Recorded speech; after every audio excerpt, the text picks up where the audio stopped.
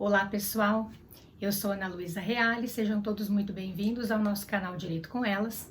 No vídeo de hoje eu quero comentar com vocês uma decisão que o Supremo Tribunal Federal proferiu no mês passado, agora em agosto de 2023, que tem a ver com os sejusques, que tem a ver com as audiências de mediação, de conciliação, com a participação dos advogados de defensores públicos nessas audiências. Então, a OAB, em 2020, promoveu uma ação perante o Supremo Tribunal Federal para que o Supremo falasse a respeito do artigo 11 da resolução do CNJ de número 125 de 2010, que é aquela resolução super importante que fala sobre esses mecanismos de resolução de conflitos, de interesses, fala sobre mediação, conciliação, uma resolução muito importante, né, para todos nós.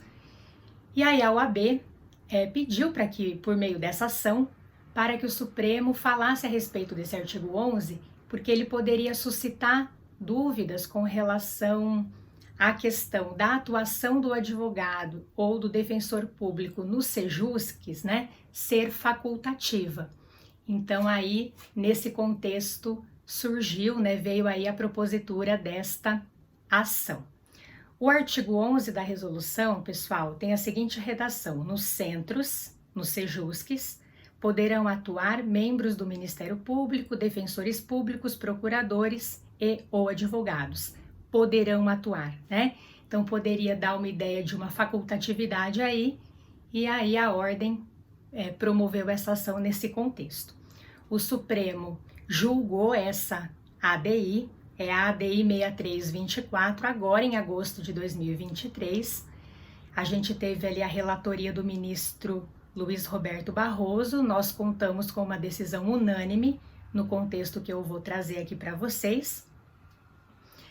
A ordem também, quando da ocasião da propositura dessa ação, questionou, colocou ali também neste pedido, né, nesta petição que ela elaborou nesse sentido, dizendo que essa questão de ser obrigatória ou facultativa a atuação do advogado ali nos sejusques extrapolaria, né, a competência do CNJ. O Supremo, no julgamento da ADI, disse que não, isso estaria dentro das atribuições do CNJ, ok?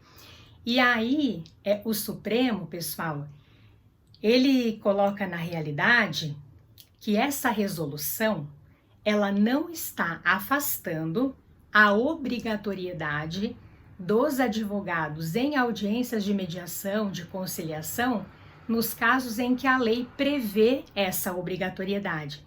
A gente tem regras no próprio CPC, na lei de mediação, que falam sobre a obrigatoriedade, né, da participação dos advogados, de defensores públicos. Eles devem estar com as partes, né, quando a gente tem ação proposta, quando a gente tem uma audiência de mediação ou de conciliação processual. Então a lei, ela é clara, trazendo para a gente a obrigatoriedade desta atuação, né, nesse sentido.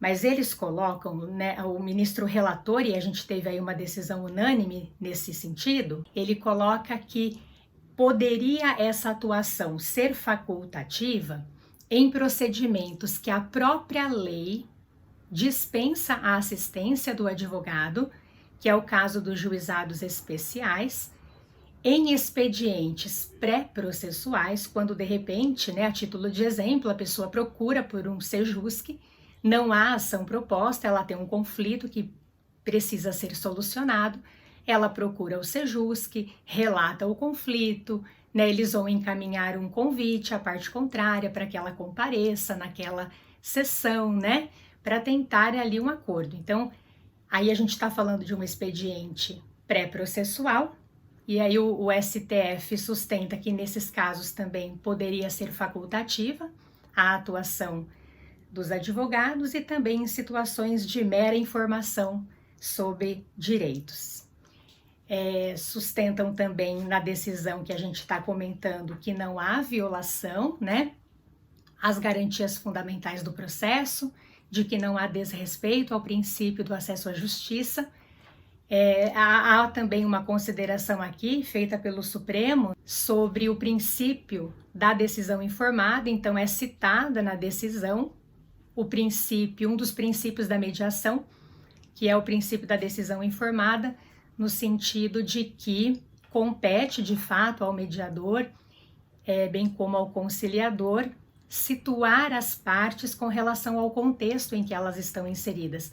Então, de fato, é dever do mediador, do conciliador, dizer aos interessados, às partes ali, o que pode acontecer se um acordo é frutífero, se ele é realizado, quais as consequências jurídicas disso, o que pode, né, acontecer naquela determinada situação se o acordo não é realizado, enfim. Então, é dever desse facilitador, né, situar a pessoa, claro, além de ele situá-la, né, no procedimento que ela está inserida, ela vai conhecer exatamente todos os passos que acontecerão naquela sessão de mediação ou de conciliação, mas ele também deve instruí-la nesse aspecto com relação às decisões que ela vai tomar, né, gente? Aí nós temos que ter um cuidado bastante grande. Eu sou mediadora e posso falar por experiência própria, né? Porque nós mediadores, o mediador, o conciliador, ele é um facilitador ali.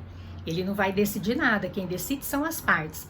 E a gente tem que se colocar e se manter na nossa imparcialidade, na nossa neutralidade ali. Então, a gente tem que ter muito cuidado com o que vai ser dito ali, para que, né, a gente não saia desse lugar de neutralidade, porque isso não pode, obviamente, acontecer.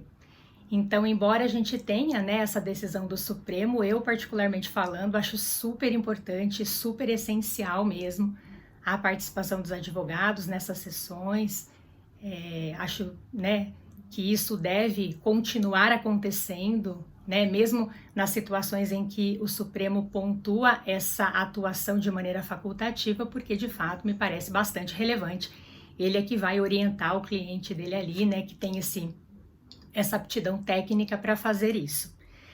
E aí, para a gente finalizar, o Supremo julga improcedente a ação, né, proposta pela OAB nesse sentido e define a seguinte tese, vou fazer a leitura aqui.